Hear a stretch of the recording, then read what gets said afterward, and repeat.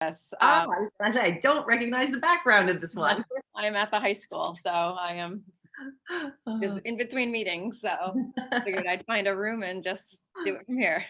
I was like, where is that location? That's not home, and that's not Like her. prison, right? I was very bad this week. I'm in detention. Detention. How are things going with Elliot? Good, good. He's so he has a weird thing that he's been doing that's kind of brand new, and it has to do with when we're walking him. He Okay. likes to now put the leash in his mouth and like almost walk himself. It sounds ridiculous. Like I'm not sure if he's walking me or I'm walking him, but he'll like we're doing the loose leash and he's been great with that. And Right. then now that it's loose, he's like, oh, and he'll grab it and then like want it in his mouth. Yeah, and some puppies like to grab the leash. I'm actually surprised he wasn't doing that more early on because, Yeah.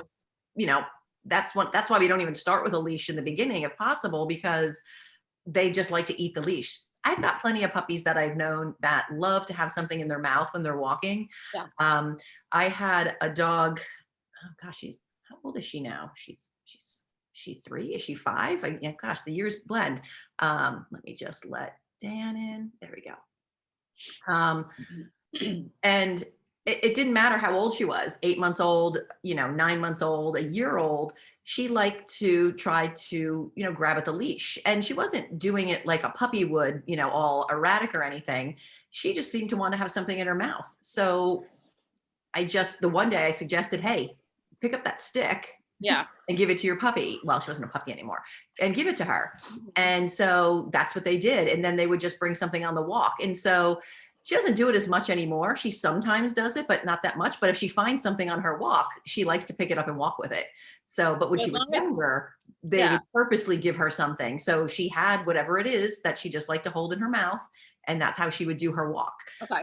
And so she kind of grew out of that. But every now and again, when she's on her walk, she'd be like, oh, a stick. And then she trots along with it for a good portion of the way. Definitely do that too.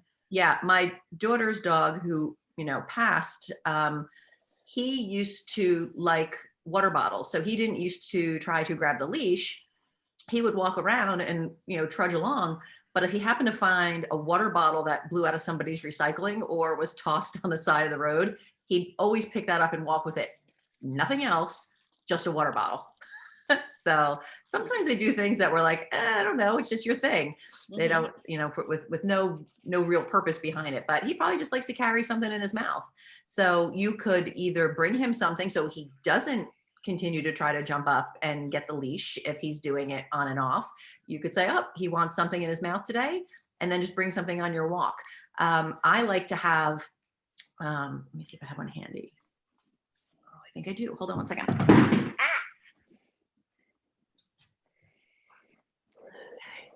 So I like to have, there we go. I like to have something like this handy. It's ridiculous, but it fits in your pocket easy. And when it's hot outside and you don't have a jacket on, and it also fits in my Rapids Reward treat pouch, which is my favorite pouch because it's pretty big. All it is fleece tied in a little knot.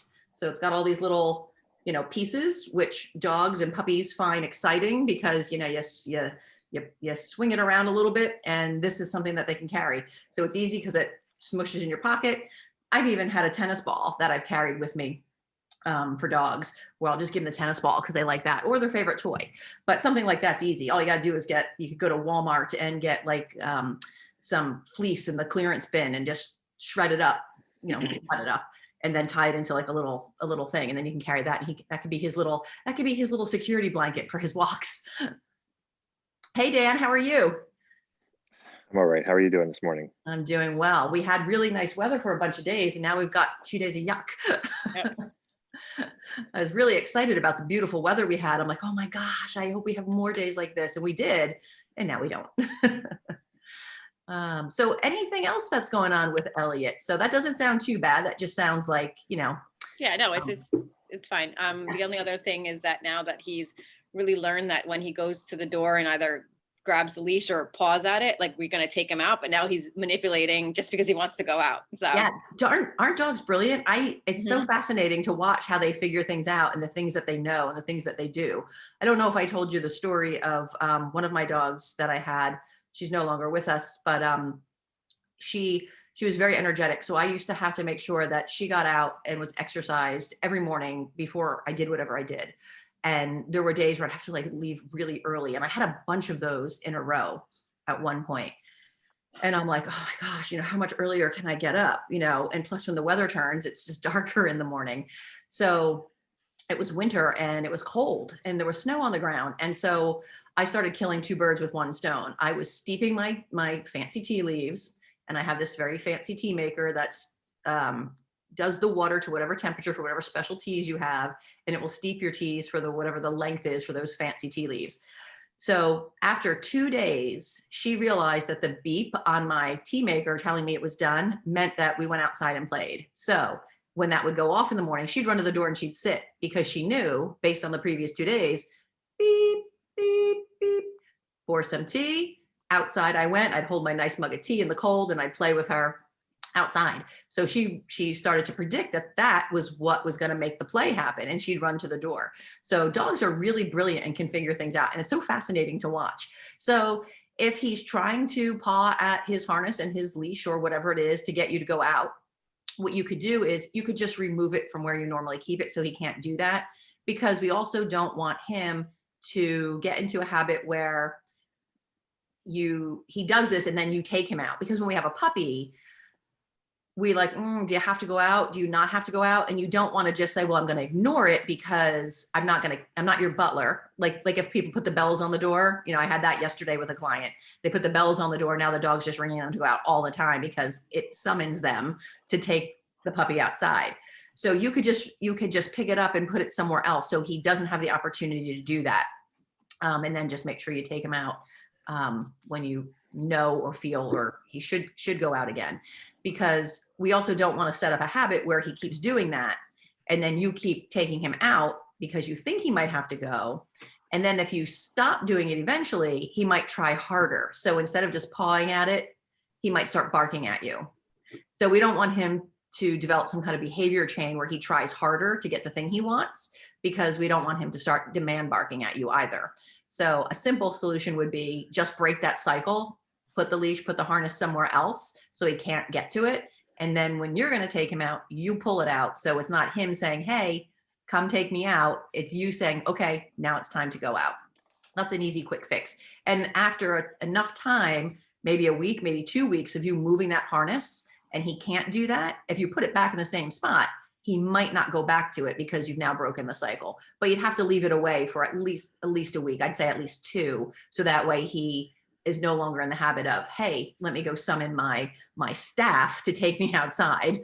So, and I've seen that with some dogs where they've gone to the door. So the people just open the slider and let the dog out the back door.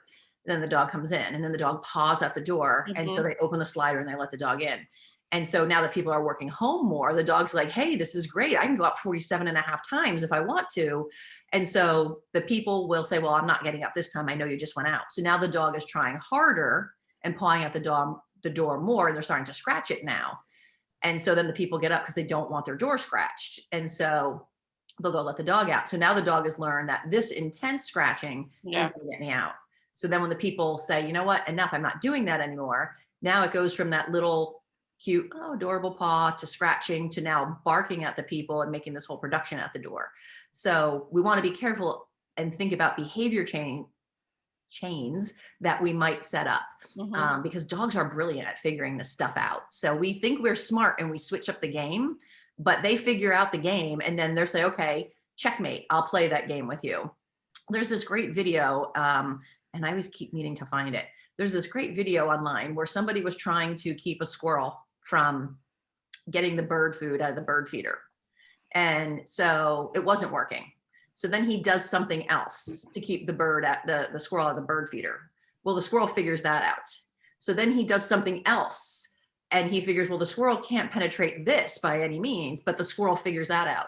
So it's so funny because he ends up making this huge back chain where it's this whole big fun maze for the squirrel now in the yard. The squirrel just does all this stuff and he's figured it out in order to get to that food. It's actually quite funny. So the guy thought he was outsmarting the squirrel, but the squirrel's like, hey, thanks for making me this super fun thing to do. And it wasn't stopping the squirrel. So this guy created all this work for himself and it didn't help at all, but it is quite amusing to watch. And fascinating on the behavior side to see how animals can figure things out.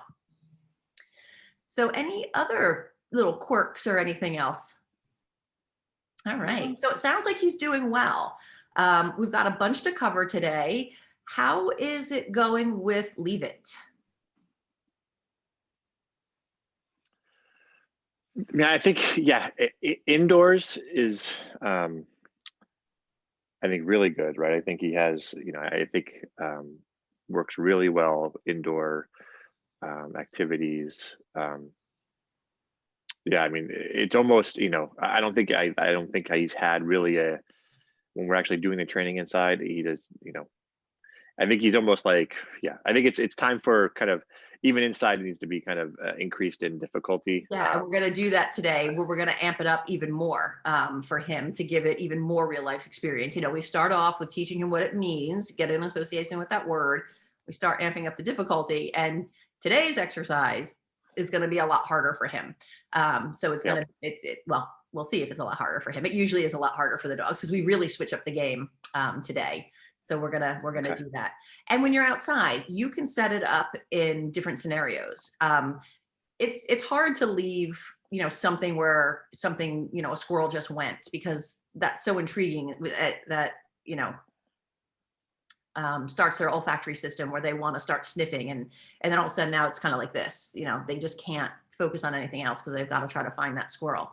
So you can set it up outside for him if it's hard in those situations, because even trying to say leave it to a fire hydrant or a mailbox post or the curbing, as you're walking, whatever it is, that can still be tricky. So you can set it up outside and what we're going to do today will help lead into that, where you put something down that's his, and it's not going to be something that he absolutely loves. Like it would be too hard to do a marrow bone. That's not fair to him. So it could be something that he likes, but it's not something that he loves so much that it's going to be too hard. You can just put it in your driveway, start walking about 5-8 feet away from it, depending on how exciting that is. And as you're walking up to it and he notices it, just say, leave it, and see if he looks away. So if you've got something that he plays with often, that's not that exciting to him, that might be easier to leave than something that's new and exciting. Does that make sense? Mm-hmm. So you could do that. And what we're going to do today is something called Leave It, Call Away.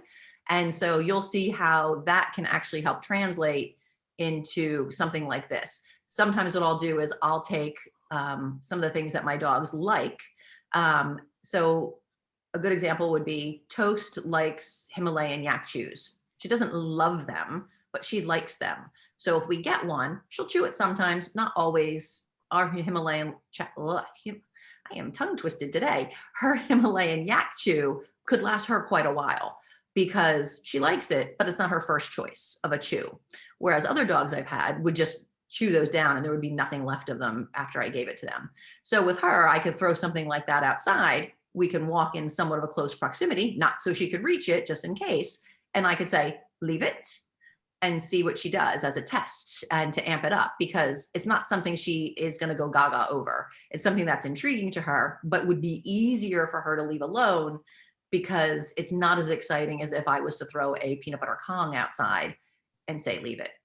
So let's review Leave It, since we're talking about that, and see how that's going. And then we are going to start enhancing the difficulty on that to a much higher level.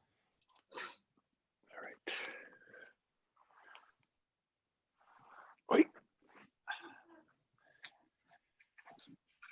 Okay.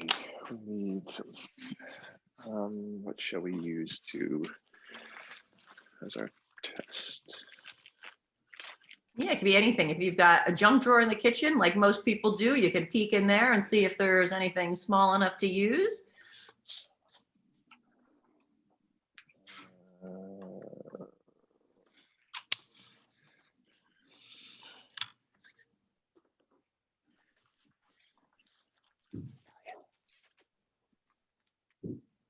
You gonna be awake when we're doing this? Yeah, last week, I was just getting ready to say, last week he was super like up and excited. Today he's got the jury day blues. Okay. Leave it. Oh. Yes. Good job. Oh.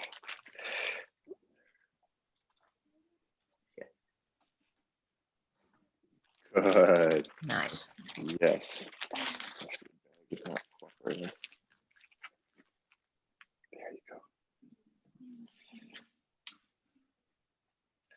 Yes. What a good job. Good. Excellent. Yes. Good job. All right. So what we're going to do today is to make this harder, we are going to do something called leave it, call away. This is a little tricky mechanic wise for people to grasp at first because you've got to do a little bit more and set up a little bit differently. So what we're going to do is we're going to get either like a paper plate or a paper bowl or a plastic bowl or plate or something. And we're going to put something on it that actually, let's start with kibble. Usually I try to start with kibble because when we switch up the game, kibble sometimes is still exciting enough because we've switched the game up. We're going to put some kibble in it. We're also going to grab his leash and we're going to do something called leave it, call away. So what we're going to do is we're going to try to ask him to leave the item on the ground as he walks past it. So we want to set this up for success for both you and him. We want him to be able to get it right. So we need to walk far enough away from the item. So that way, if he tries to go for it, the leash is going to keep him from getting there. Kind of like with polite greetings. You know, we made sure that with the leash, he couldn't jump up on you. So with this, we're going to make it so he can't actually reach the item when you walk by. And we're going to set it up in a triangle. So it's going to kind of look like this, where you're going to be on either the bottom point of the triangle, either to the left or the right. You're going to ask him to leave it. Then you're going to take your plate or bowl of goodies and you're going to put it at this top point of the triangle. Then while he's sitting over here and you've put the goodies here, you're now going to walk over to the other part of the triangle. So what you have to do is you're going to say leave it and you're going to call him to you. Well, after you say leave it and you're in your triangle, you're going to call him to you. Now what he has to do is he has to make the decision to walk to you and leave what's up here. So does that make sense? And I will definitely help you set it up. So in your kitchen, I would either say, ask him to leave it and put it by the stove. So that way it's kind of in the middle, or say leave it and put it in your cased opening where that drop down is. So he has to walk this way. You could do it long ways as well. It doesn't matter. Every time I do it, I like to look around where I'm at because I want to make sure that I can, after I've asked him to leave it, I want to make sure that I can back up enough that he actually has to walk past it. Because if my goodie is here and it's next to him and I'm all the way over here, you know, he's not walking past anything. It's kind of near him. So I always just look around and make sure I don't back myself into a wall or a cabinet when I'm doing it. So we'll get him on his leash.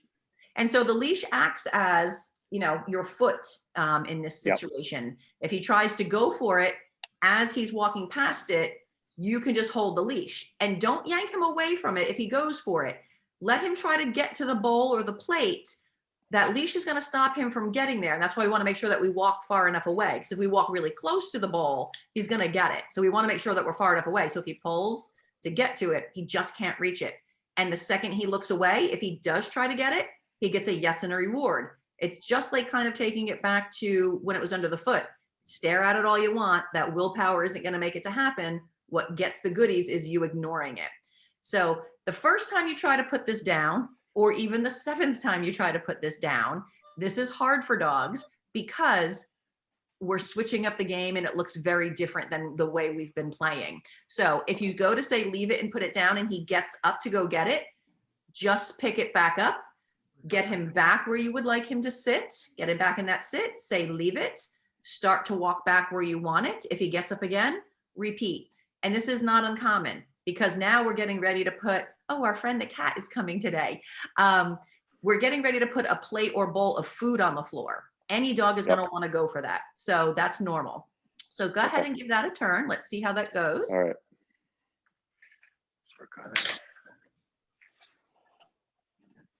So, He's trying to sit up and he's just doing that backward shuffle. of course, maybe I should train you with the cat instead of the Right. food. Okay. Okay. All right. So we're gonna. So the order of Having events him is sit kind over of, there is perfect because then you can put it halfway between you and him, like towards the stove Good. area. And if you have to help get him into a sit, that's okay, because we know our friend the cat is also nice. leave it. And then just hold the leash so he can't get it. And the second he looks away, give him a yes and a treat. Good. Now, if what I would do is I would toss a treat behind you so he goes and gets that and then go pick up the plate. Because if you try to pick it up while he's on the leash, he's going to try to help you. And we don't need that kind of help because he'll eat it. Leave it. Nice. Now, if he stays there, call him to you. Yeah. Nice. Yes. Good boy. Good. Good boy. And then make sure you Yes. reward him for that. Yes. Good. Excellent. Good. And then pick it up and do it again. So the better he gets at this, you can go closer. And it's a little bit hard. I have, same thing in my house. I have trouble doing it in a room when I'm starting because you can only in certain rooms go so far, but it's a great start for the dog. But as they get better at it, you can move closer and closer and closer. And then you can start to walk around it with the leash as well. So instead of just picking it up and putting it down, you can start to walk around. But in the beginning, we want to make sure that we put it down, ask him to leave it, put it down, and let him make that decision to walk past it. We want to make sure he can do that really well in concrete before we even move closer or try to walk around it. Leave it. And we'll just wait to see what he does here. I did not let. Let's reset that one. Yeah. And sometimes what I do is because we have to have a leash long enough where they have to make the decision to walk past, sometimes a little bit tricky. When I put the bowl or plate down, sometimes I'll just give it a little shove as well so it slides across the floor. So it's a little bit further away. That was a good. That's fine. Yeah, there's nothing. We heard that, Tanya.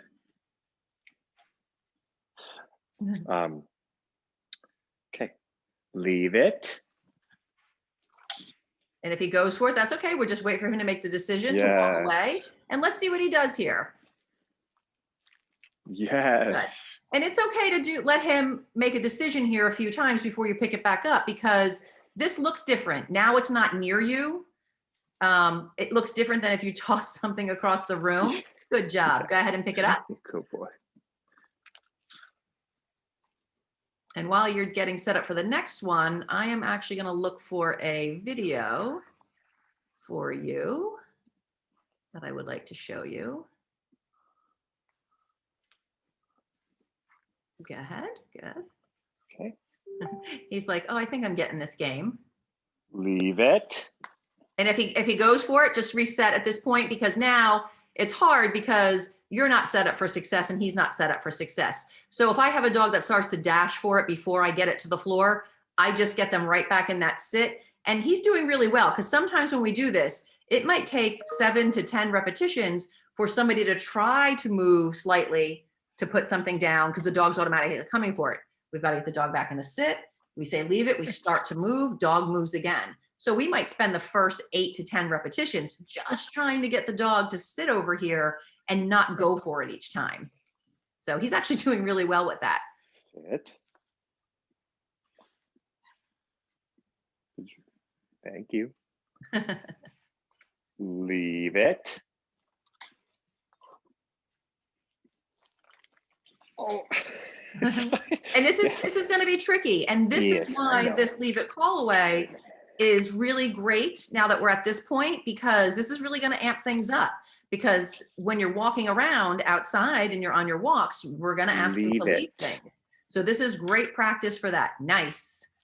Yes. Good. And then go ahead and step back towards that door and then call them to you. Nice. Good Yes. job. Good job. So Good do one more rep of boy. that. Good job. Okay, you're a good boy. Yeah, this is harder. And we're only working with kibble Yeah. right now. You're going to practice this until he could care less about this activity where he's like, oh, I know how to do this.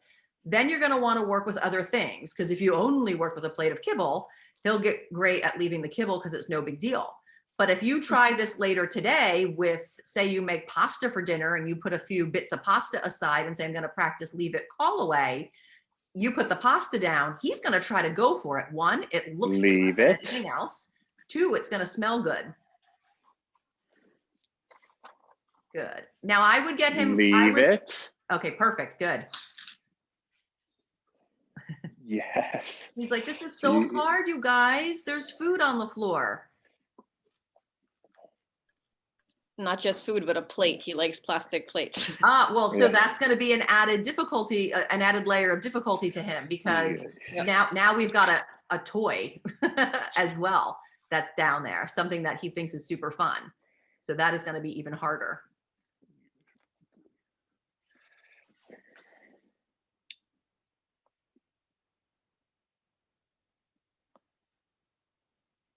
Okay. Ready? Leave it. Nice. Leave it.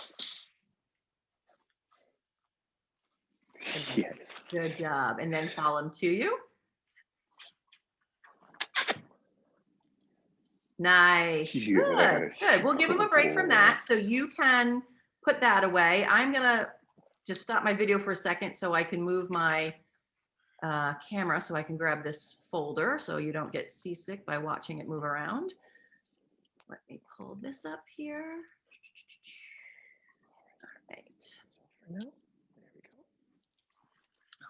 Okay. All right. So this is going to take a little bit of time and patience because every time you work with something new, this is going to be hard for him because putting a plate of meatballs down is going to be intriguing. Putting a plate of cut up hot dogs is going to be intriguing. Putting a plate of, leftover spaghetti is going to be intriguing. But every time you practice it with something different, he's learning to leave whatever the scenario is, not just beef jerky or a piece of pepperoni or something. So keep practicing this. Our goal is to get where we have him in his sit or he's standing politely. We say, leave it. We put it down. We walk to our point in the triangle and call him over and he could care less. He's not even trying to go for it. So that's going to take a little time because again, we're sticking food on the floor, which is kind of unfair. So I'm going to share my screen here.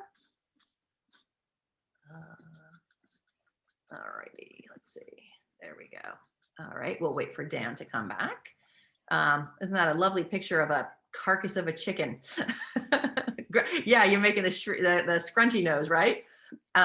So this is a puppy who's been practicing this, and she's using, and you can use anything once he starts getting the concept. Anytime I was getting ready to throw anything away, I would practice this with my puppies. So if I had leftover, if I had Chinese food and the containers were empty, before I rinse and recycle them, it's a good thing to practice with because it's going to smell exciting and intriguing and it's going to look different.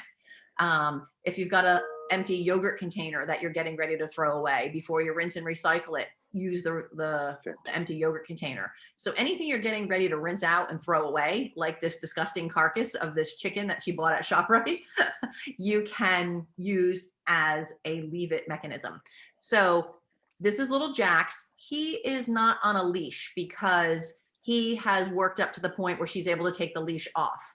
So when you're working with Elliot, you're going to make sure the leash is on until you're ready to work with him off leash. And that's going to take a little time and practice because, as you can see, just in this early on exercise, he wants to keep going for the plate.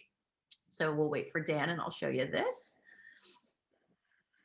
Sorry, he's just being a little bit mouthy this morning after. Yeah. And I see he's hey, Elliot. You're being a little bit fresh. Yeah. He's looking, he looks like he's looking for attention too. I know you're home with him a lot, so he's probably used to getting a lot of attention from you. And now that you're not giving him attention, he looks like he got even bigger from last week, I have to say. I don't know if it's just the camera angle, but he looks like he's growing quite a bit. He's also becoming a little more frisky. He's getting his surgery on the 3rd of December. Okay. Okay. And I know you guys don't have a fenced in yard, so he's, I'm not sure how much exercise he's getting in the course of a day. He might need a little bit more outside exercise time where he can run and play. So that's where that long line will come in handy. So you can throw a toy for him and he can run, 25, depending on how long your long line is, 25, 40, 50 feet, and get some of those heebie-jeebies out because, dogs have a lot of energy. And if we don't burn it off somehow with mental exercise, with training and food puzzles or physical exercise, they're going to come up with their own fun games. And we generally don't love what they pick as their fun. So this is little Jax. And again, he's off leash because they are now to the point where he doesn't have to be on leash. So they practice on leash a whole bunch and they were able to walk around whatever the item they were practicing was up close and personal. Once they were able to do that, the next step was, okay, we're going to take the leash off. And when she takes the leash off, she actually starts further away again. She doesn't just go right up close, even though little Jax could walk around whatever it is on leash and not touch it. He would leave it on cue because we changed the situation. He's not on leash. She starts a little further away again and she was working her way closer because dogs are smart. They're going to know whether they're on leash or not. So when we change that criteria, they're going to go, aha, there is nothing that's restraining me and keeping me from getting that carcass. So I'll show you that. Jax, leave it.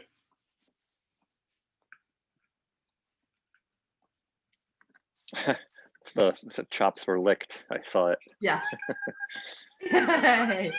So even though she could walk around the kibble and the other stuff that she's practiced and he would leave it on cue, she made sure when she started working with him off the leash, she started further back again. So this way, if he tried to make a mad dash for it, she can beat him there to get it.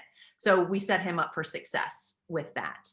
Now, I think I showed you early on the little video adorable. of the mixed breed. He was black and white. His name was Onyx. I think I might have shown you that one where he leaves it. He's off leash.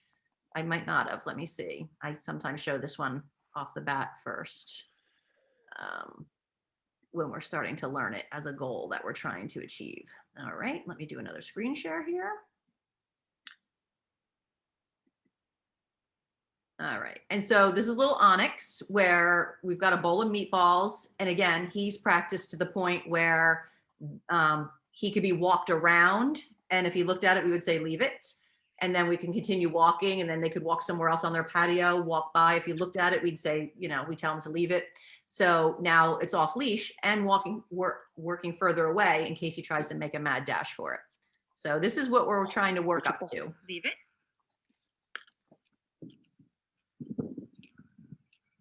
Onyx, come. Yes. And now he does here. Yes. Nice. What good choices. So, and when he was making that little attempt to it, that was more so of he's been doing really good. Didn't think he'd go to get it, but it was kind of a test also to see how well it was doing. We always like to set the dog up for success, but he had been doing so great. It was like, okay, let's see, because even when he was on leash, sometimes he'd kind of go, but then he'd move away. So kind of knew his behavior around the stuff. Oh, somebody is really excited. So any questions on leave it, call away? Okay, just practice with a bunch of different things, but before you move from kibble, make sure he can actually do the exercise where you say, leave it, put it down. You can walk away where he's not trying to get it. We want to get to the point where he just kind of sits there and says, okay, that's the game. I get it. I'm not going to try for it. Just like in those other videos, the dog stayed, where they asked them to sit while they were getting set up. Then they were able to get into their spot and then call the dog. So that's what we're looking for. And then you can start working with different things. Anything, like I said, anything you're getting ready to throw away in your recycling bin that's got some yummy smell on it. The pizza box with the cheese that's on that little piece of paper that they put in the bottom of the box that's still stuck.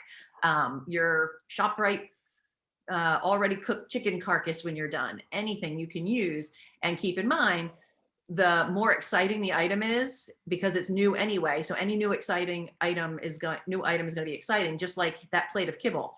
Kibble's pretty boring to dogs because they get it all the time, but it was still intriguing to him. One, it was on a plate that he seems to like. And two, we've changed up the game. So now we've made it more like, look, there's a plate of food all the way over there, and these people are going to leave it on the floor. Silly humans. So we want to work with him on that. Now, how is it going with removing the lure from down? Say that again. Hit or Tyler? miss. Yeah, it's hit or miss for, at least, I don't know, Tanya, what you think, but for down, how many times does he need like the actual, like the lure down? It's like, it He's been depends on doing the better situation. without the hand signal. Yesterday, he actually did really well with it. Okay, let's review that and see how that's going. He's like, well, You gonna now be I'm totally cooperative? satisfied with my chew toy. That's not your dad's arm. Come here. Sit. He's like, what game are we playing Yeah. now? Are you not? He's like, I was just enjoying my tug toy. I didn't ask. He was trying to. Come on. So you can That's take one another step treat if you ahead. want, toss it towards the stove to get him up and moving a little bit. You can do that. He's looking like, what are we doing?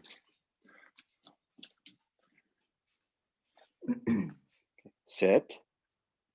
Well, you are being really uncooperative this morning. Yeah, puppies, sometimes they just have a mind of their own. Okay, sit. He's like, look, I can do this. I heard you guys talking about it. Come on. I want you up and following the rules. And if you have to, you can motion with your hand to get him into a sit to kind of help him out a little bit. You sit. Sit. He's like, I'm going to sniff your pockets and see what you got. He's a little distracted, and that's okay. We can come back to this. We can get his mind working on something else. How is polite greetings going? How have you guys been doing with that practice? You can tell right now. Yeah. What's wrong with him? He's a little. He definitely he was cooped up a little bit yesterday because of the rain. Yeah. And today is not going to be much better. So you need to get him moving around a little bit. Yeah, and on a day like Okay. today, you can play games inside with him and we're going to work on coming when called. So you can play games inside with him and it's one of my favorite things to do when I'm teaching a dog to come, is I will, while my dog, like say now, is wherever he is laying down and engaged in something else, I'll leave the room and go hide, and then I'll call my dog. I won't say come because I don't know if they're coming or not, but I'll say their name and then I'll make some fun noises. So we could play hide and seek where I'm hiding in different rooms and my dogs are trying to find me. It's a good indoor game to get them up and moving and running around and playing, especially if you're going up and down the steps and all that good stuff. So with polite greetings, are you practicing on leash when people come home? So to be honest, I don't think we got a couple of missynced times where I was in a meeting when Tanya came home. Okay. So I think we just need to sync up our times a little bit better. Yeah, and just make sure you're practicing it on leash more than off, because that's how it's really going to help set him up for success. So if we try to practice polite greetings, 7 times today, but he's not on leash and he gets to jump up a bunch, he's not having the opportunity to learn as much. So even if you tether him to a piece of furniture and you work, or to a tree outside and you work, keep practicing on leash so he knows what to do. And he's still young, so he's going to have moments where he jumps up because he's also a dog. So, but we want to start getting him working where he knows what to do. Toast was a big jumper when we adopted her. I was like, well, I can see this is going to be the #1 thing we're going to have to work on. She was probably the jumpiest puppy we have ever had. And she would try to climb you like a tree. And so we started working on that for the second we, adopted her and we're on her way home. We had to work on that because every time I take her out of the crate in the car for a potty stop, she was all over me. And it was a rapid succession of jumps. There wasn't even like she jumps and would get down and meander around and then jump up. She was just this constant jump, jump, jump, jump, jump, jump, jump. So that was one of our main focuses with her right off the bat. And she picked up on it pretty quick because, well, I wasn't going to do anything if she was jumping on me. That's my least favorite behavior that a dog does. No matter how cute she was as a puppy, I'm like, this is not a desirable behavior, and your cuteness is not going to make up for it. So practice on leash if you can. Well, definitely practice on leash, and practice outside of times when people are coming home too, because it's a little bit tricky. If you only work when your son comes home from school or when Tanya comes home from work, that might only be twice a day. So if you have the opportunity where people can tether him somewhere, walk away, come back, walk away, come back, and practice those greetings, he's going to have more of an understanding what to do when you're walking around and coming with close proximity to him. So keep practicing that. And quick question, like, do you think the difficulty of when people first come home from somewhere is too high at this point, and then just to do mostly like, yeah, okay. Yeah, it could be. And that's, and some dogs are more enthusiastic. So I worked with a dog it wasn't last summer because we had no summer before. Their dog they adopted was 7-ish months old, 8 months old, and she was super pregnant. And this dog not only jumped, but nipped out of excitement. She couldn't even go in her backyard that was fenced in to try to play with her dog to get rid of some of that energy, because she would pummel this woman the second they got outside.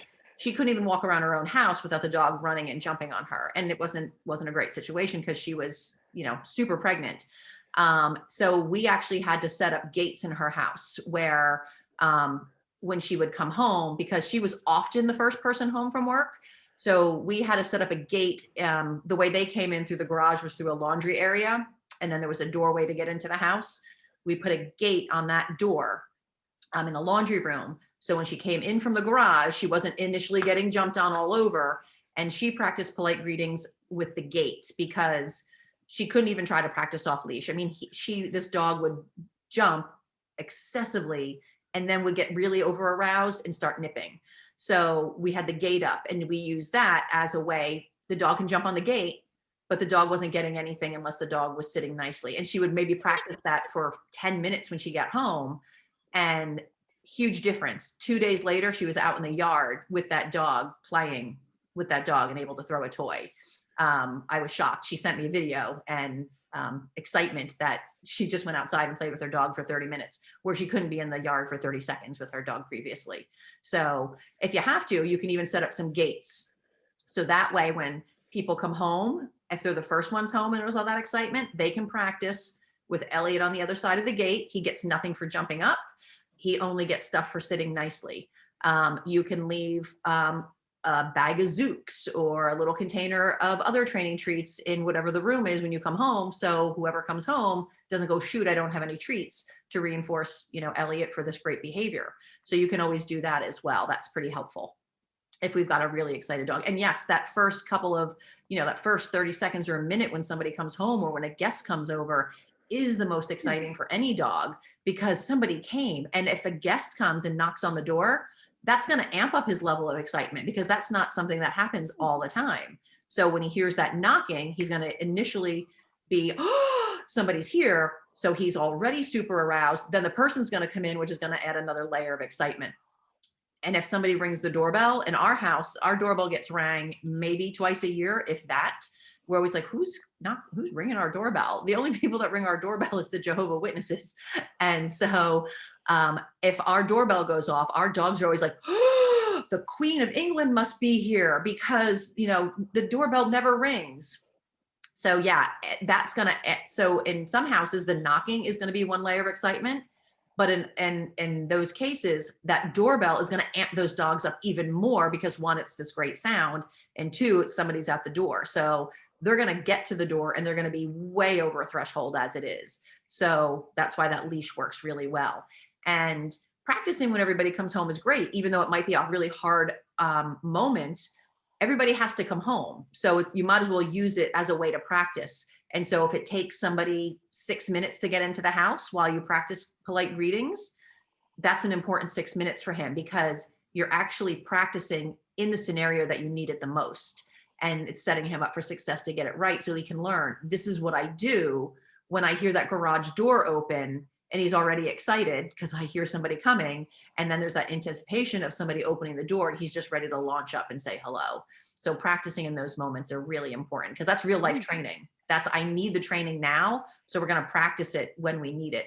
You know, you'll hear me say a lot of times, depending on what we're doing, is, you know, you don't want to practice come when called when you need it. You've got to practice beforehand. So you can't just say come to your dog when the deer are in the backyard if you haven't practiced coming, you know, when there's no distractions. Forget it with the deer.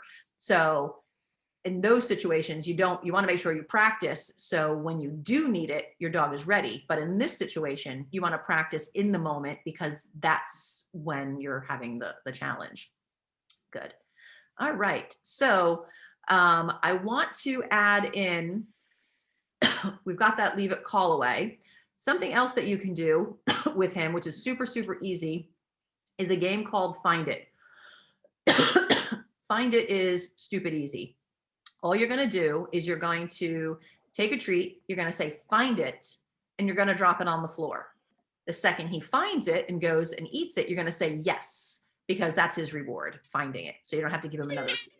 So this skill I love because if you're out on a walk and he's distracted by something, you still have touch you can use to get his attention to you. But find it is great because let's say, there's another dog and he's excited and he wants to go over to the other dog. If you practice find it and you have find it as a great skill, find it means he's going to start looking down here and it's going to take his attention away from whatever's in the environment. So if there's a squirrel he wants to chase, or if there's people he's too excited and he's kind of pulling towards, if you say find it and he knows it well, he's going to look down here. So now his focus is here and not anywhere else in the environment. It's one of my favorite skills to teach clients who have dogs who hate people and or hate dogs. Because when you're out on your walk and you're trying to walk your dog and exercise your dog, and you've got a dog who doesn't like these things, it could be a dangerous situation where the dog is actually lunging and pulling and barking towards the stimulus. So getting the dog's attention here instead of in the environment is better. I love it for dogs who are really in tune to wanting to chase leaves in the fall, or squirrels, or our neighborhood cats that are walking. We can get the dog's attention here instead of in the environment. So let's get Mr. Cutie Pants, who's doing a nice little roll and back rub there, up, and we'll practice some find it.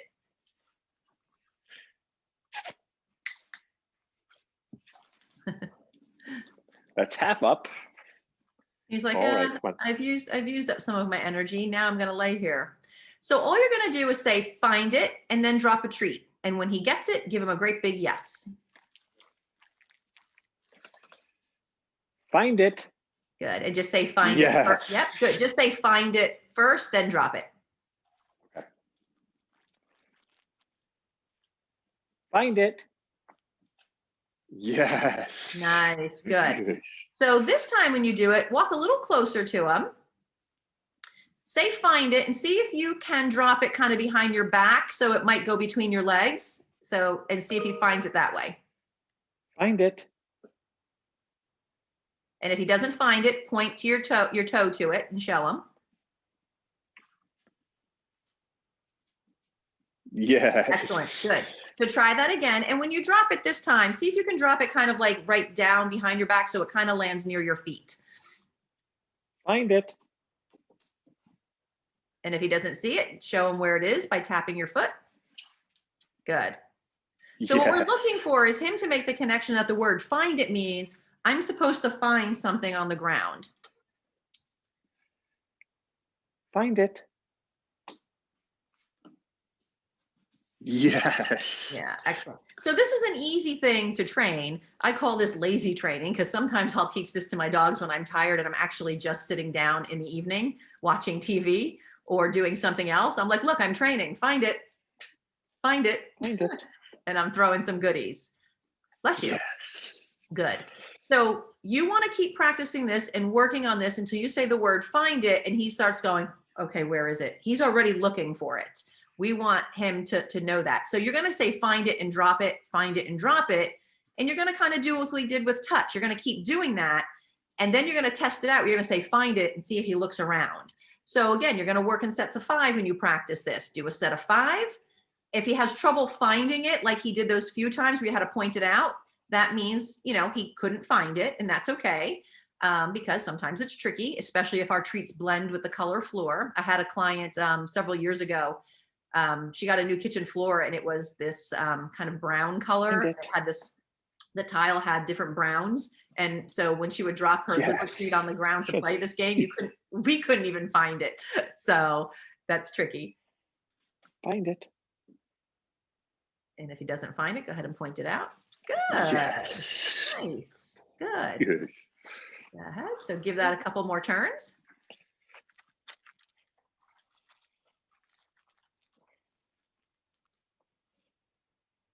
Find it.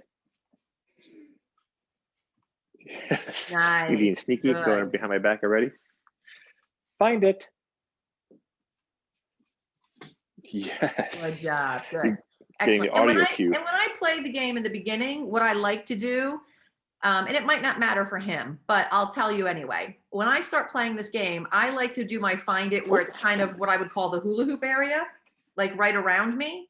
Because if I have a dog who is really excited about the environment or maybe doesn't like other dogs or people, when I say find it, I want them to look right around where I am. Because so with my dog Bryn, I could say find it and she'd go find anywhere in the environment, which was fine.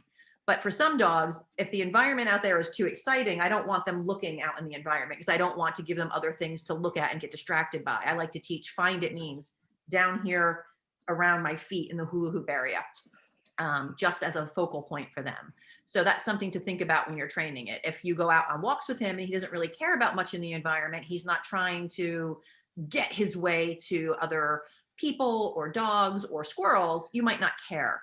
But for a dog who's more interested in the environment and it's hard to get their attention, I like find it to mean right here, not find it anywhere in the environment, which is a fun game. And so find it actually is a good game that you can play with Elliot on rainy days where you make it harder for him, where you hide things. And it's going to depend on the dog. I have clients who will hide stuff in their couches and tell their dog to find it, and the dogs will go between the cushions. If you're okay with that, great. But if you don't want a dog that starts digging at your cushions, you may not think that that's a super fun way to play. So what we do when we play find it on crappy days like today is we'll hide the treats in the kitchen, not only on the floor, but so the way our chairs have rungs on them that are flat. So we'll put treats on the rungs of the chair. We'll put them up on, so I currently have a dog food container in my kitchen where the kibble is. Yes. We'll put some treats on top of there. So we'll put these treats everywhere that are up a little bit higher.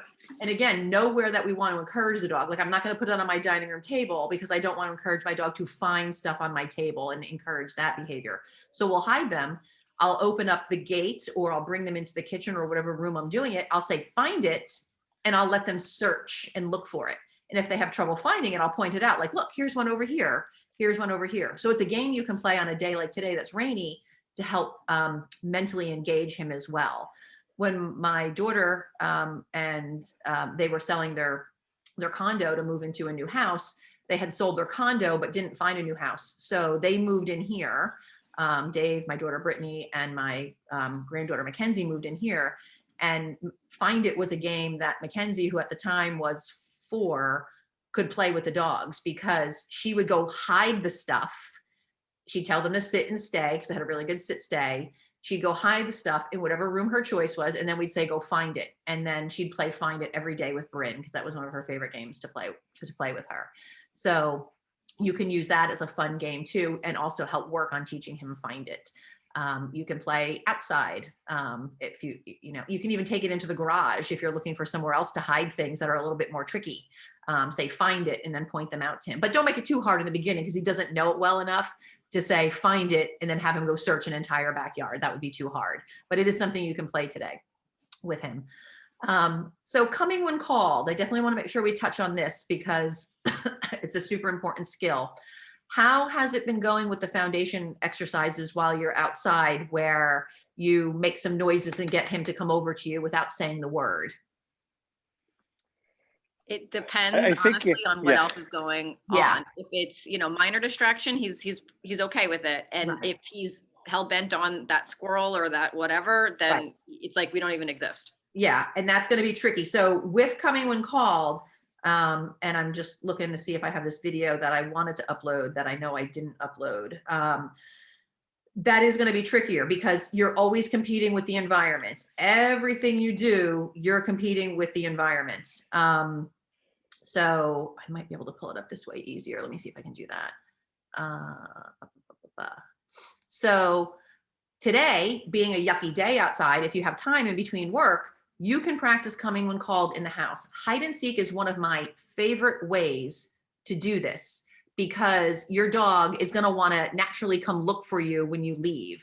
So if you toss a few, so if you've got somebody home, somebody can hold Elliot's collar and then somebody can go into another room and just make fun noises like, over here, over here. Something exciting to get him coming. Somebody's got his collar in another room. He's going to want to go find that person that's hiding, let him go. And as he's running to go find you and he's getting close because you can hear him, then you'll say the word, come. And when he gets to you, you're going to reinforce him. So I love playing that way because the dog's already running and darting to me, which is the act of coming when called. That's a great way to play. And it's also a great rainy day activity. And if he's got a really good sit stay at this point, you can do sit, stay, and maybe he's at the top of the steps and you go downstairs, or maybe he's at the bottom somewhere in the house and you go upstairs, but he's got to have a really good stay to do that. And if he doesn't, that's okay. Another way to play it while you're starting to learn this game of hide and seek is you scatter several treats on the ground. You can even throw in a find it, throw a little explosion of treats on the floor while he's hoovering those all up in a different area. Don't put them in a pile because he'll eat them real quick. Make sure they're scattered. Go run somewhere in another room when you feel like he's almost done eating, because you don't want to make noises to try to get him to come while he's still eating the food, because he's never going to come and leave meatballs or whatever to find you. He's going to want to eat them all up first. When he's done and he's about done and you can hear him kind of moving around, make some fun noises, get his attention, have him come call, then say come when he's close to you. So we're actually going to do that right now and it's going to be a little trickier in the house because there's never enough room to start this exercise in the house, but it starts associating the word with it. So to start, what we're going to do is going to be super simple. You're just going to say come happily and excited, and you're going to give him a reward after about 3 seconds. You're going to say come, and then just give him that word. You're going to pause a couple of seconds and then treat. You're going to say come, and then you're going to treat. So we're conditioning the word. So give that a try. Okay. Come. Excellent. Good. Come. Nice. I'm going to have you do that 8 more times. And I'm going to pull up this video that I want to show you. Come.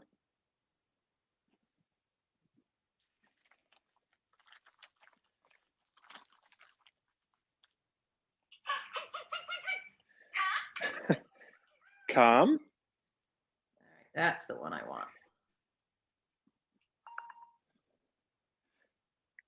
Come.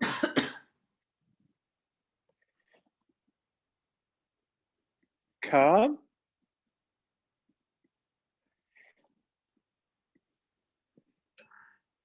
Come.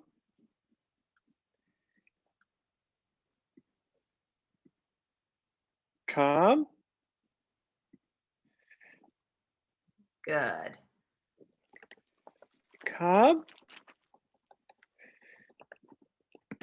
All right. Good.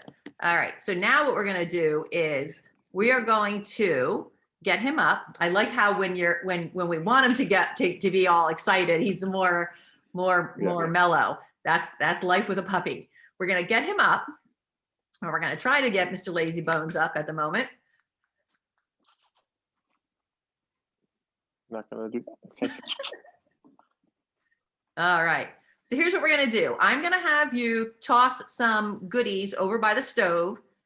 Then I'm going to have you, when he's almost done eating, I'm going to have you run towards us over here. When he's running with you, you're going to say the word come. You're going to stop. And when he stops and he's near you, you're going to give him a great big yes, and you're going to reward. But you're not going to be cheap. You're going to reward like 3 or 4 times. You're going to say yes, treat, treat, treat. Now, the reason we don't drop some goodies, say come and run, is because he's not going to do it, because he's going to be too busy eating the treats. So we want to make sure when you practice this game that when you run, he's running with you, and then say the word come. Because even if he's not eating the treats and you dash off and you say come and you run and he doesn't come with you, he's not learning that the word come means run. We want to capture that. So as I'm running, I'm watching, is my dog coming with me? Yes, great. Come. I stop after I run a few little jaunts. When I stop, if my dog stops and is right by me, I say yes, and I treat handsomely. If I stop and my dog plows past me, my dog gets nothing, because come is not come and run by me 4 feet and stop. And come is not run to me and stop 4 feet short. Come is come to me. Now, he's not going to get a lot of momentum in the house because there's not a lot of room. But we want to start inside because it's really low distracting and we can start associating the word. So go ahead and drop a few goodies. It doesn't have to be a lot, just enough. Good. Start to walk away a smidge. Come. Good. And then when he's with you, a yes and a treat, multiple treats. Good. Yes. Excellent. Perfect. Good. So you're going to practice that. Now I'm going to show a video before I let you go. I want you to see, this is really high distractions. Now, why did it not come up? Hold on one quick second and let me see what happened here. Let's close that. Oh, I see why. I got it now. There we go. All right. So this is me working with Toast on Coming When Called with deer in the backyard. Now, obviously, Elliot's not ready for this, but the reason I'm showing you this is because I want you to see how when there's a really big distracting environment, how we might have to be more exciting than the environment and really, really try. Now, Toast will come every single time I call her. We've worked on recall. She's got this down pat. She's never not come when we called her. She's got Jedi Master level in most areas of come. We've never worked with coming when called with deer in the backyard because we have fencing and the deer technically can't get in. But if you look over here, there's a big gap in my fence where a tree fell. So deer now come in our yard because it's a nice new place for them to graze. So she comes every time when called, but there were deer in the yard. So I put this long line on her because if I didn't have the long line on, what was she most likely going to do? She's a dog. She's going to go run and try to chase the deer. So I put the long line on so she could get the game right when we played it. So you'll see now when I play this for you, how exciting I had to be. My regular, Fido, come, wasn't going to work in the scenario because she was so honed in on those deer. So I had to be really, really exciting. And I didn't say the word come until I knew she was going to do it. She could be standing here without gear. I could say come and she'll run right to me. But in this scenario, it's different. So I have to change the game a little bit. So little heart. So now I finally got her name. And then I called her name. So I'll play that again. She knows her name impeccably well. I can say her name and she will look probably 98% of the time, even with high distractions. We could go out to Lowe's. We can go on walks on trails. She will look every single time. These deer are her nemesis. So I say her name. She doesn't look right away. There's a definite delay in her trying to look because it's too hard. I wait for her to look. I still don't say come right away because I know in my heart, this is too hard. She's not going to be able to do it. I wait till I see when I know I'm going to be able to get her to come. I'm encouraging her. You can't see me. I think I'm slightly bent down in this particular video, making myself more exciting, and then I call her. So I'll play it again so you can see it all happen. Toast. Huh? Good girl, good girl, good girl, good girl. Yes. And I made sure that I encouraged her the entire way to me. I can just go outside now if she's outside and say, Fido, come, and she will. But in this moment, it was too exciting. I couldn't just say, Fido, come. and then have her come. I had to say that and they'd be like, yes, good girl, good girl, good girl, good girl. And I just got really, really excited to encourage her to come. So as opposed to me just saying come and then waiting, I didn't want her attention to go back on the deer. I wanted the attention to stay on me. So when you're practicing this outside, you might have to put on your best cartoon voice in order to get Elliot to come to you. Now, you're not going to practice with deer in the yard because that would be unfair at this stage. You're going to keep practicing this game where you drop some goodies in the grass, let him eat them, and run away, and then try to get his attention to come to you. And you're not going to do it far away. You're going to do it close by. Maybe you're only 6, 8 steps away from him and encourage him to come.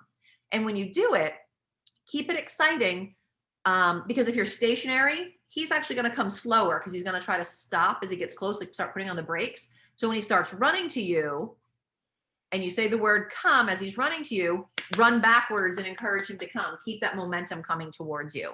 So just keep pairing the word come with running, and be careful not to say come and dart off, because again, we want to make sure he's doing the motion, because if he's not coming when you say it, we're not able to pair the word with the actual act. Does that make sense? Yep. Good. Excellent. So any questions on how to continue with coming when called? No, so it's you know, it's 2 steps, right? It's the associating reward with the actual verbal command, right? Which is the first one that we were doing, and then it's the kind of the motion of, you know, coming back to, or, you know, being next to us, right? Yep. With that word. Yeah. And so and the way I love to practice this is hide and seek, because our dogs naturally want to come find where we are. You know, during the day, he probably follows you around some different rooms from time to time. Like, oh, well, what are we going to go do over here?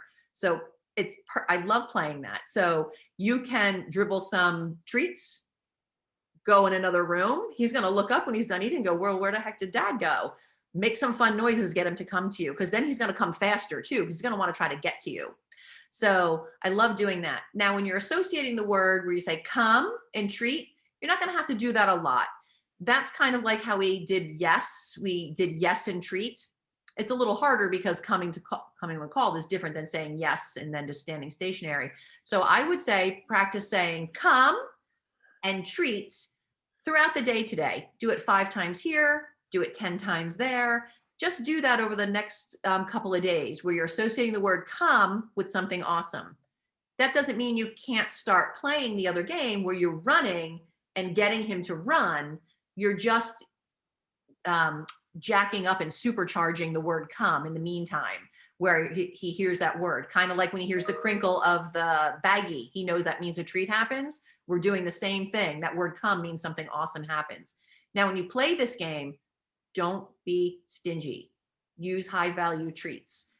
Even maybe think about getting something you don't use often for treats. So if you use a lot of hot dogs and cheese, find something else like salami or some other deli meats, or, you know, frozen meatballs that you thought you cut up, because we want this to be awesome. I don't use my recall word very often.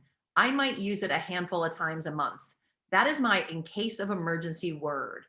I look at this game of playing come when called as fire drills. We practice, we practice, we practice, we practice, we practice. So when I do need it, I can use it. I don't use it every day. When my dogs go outside, I don't call them to come 6 times a day. I might use it 5 times a month if I'm lucky, because I want my dogs to come from a situation. I want them to come because there are deer in the yard. I want them to come because the neighbor's dogs are barking and my dog has let out a woof. Well, I'm not going to be that person in the neighborhood whose dog's barking for 20 minutes outside. So I will call my dogs. So my dogs have learned that coming when called means your pants are on fire, come to me. Do I have this other video? I think so. Let me take a quick peek here.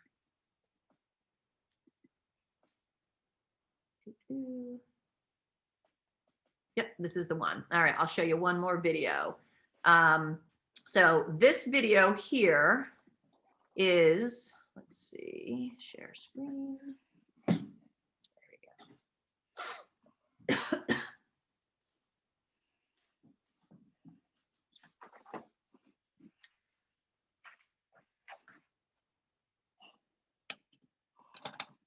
So this particular video is of my Cooper, where if you listen, you'll hear dogs barking. And these dogs are barking through the woods on the next road over.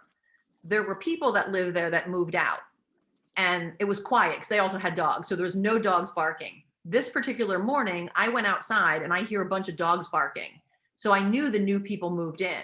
Well, guess what? As soon as I let Cooper out, he knew the new people had moved in. He made a beeline and ran to the very far part of the property. He didn't bark. He just looked, and he was looking. He was really trying to find these new dogs, even though you can't see them because they're on another road.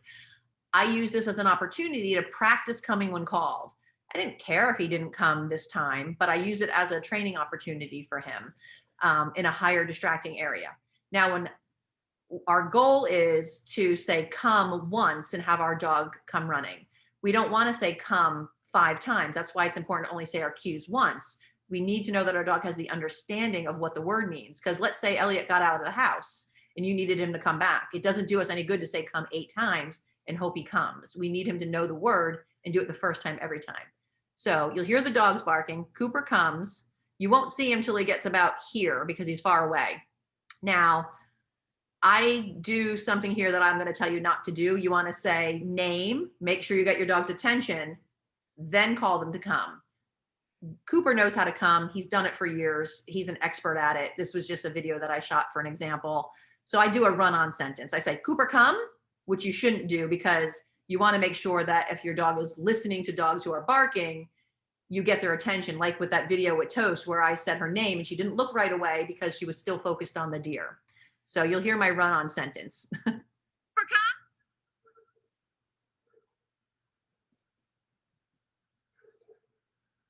Good boy. And he usually runs a little faster than that, but it was a little slippery out there. But one time, Good boy. that's our goal. One time. We want this to be a super fun, look at my boy has no gray on his face except on his muzzle. We just want to be able to say it once and have our dog go, I gotta go, and come run to us. So that's what we're working up to. So you want to start in short increments. This is why you're only going to run maybe 5 to 8 feet away, because if you're that far away, like in this video, what are the chances of him coming? Elliot, when he's learning, is going to be intrigued with whatever is near him. And with you being so far away, he's not going to even hear you or know you exist at that moment.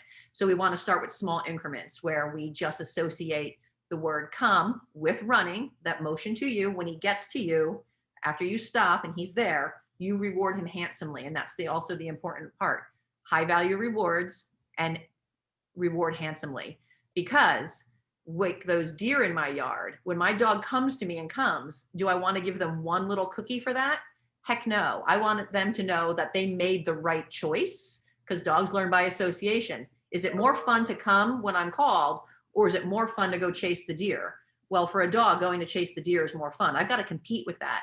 So when Toast came to me, she got rewarded with about 16 small bits of goodies. I just kept tossing them on the ground because I also had the camera in my hand. I just kept throwing them on the ground for her because I wanted her to know that coming to me totally paid off and not trying to make a move to go chase those deer.